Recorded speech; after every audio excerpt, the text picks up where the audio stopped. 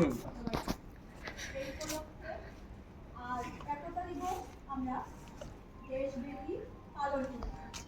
তার জন্য এখন আমরা একটা শপথ গ্রহণ করব। সবার সামনে হাত এগিয়ে নাও,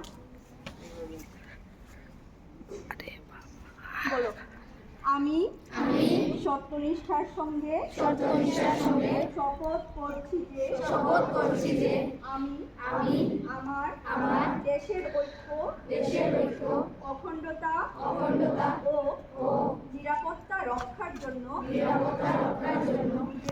নিজেকে উৎসর্গ করব এবং এই বার্তা আমার দেশবাসীর কাছে পৌঁছে দিতে চেষ্টা করব। আমি আমার দেশের একতা ভাবনা থেকে এই শপথ নিচ্ছি যে যা সর্দার বল্লভভাই প্যাটেলের দর্শন ও কাজের মধ্য দিয়ে সম্ভব হয়েছিল।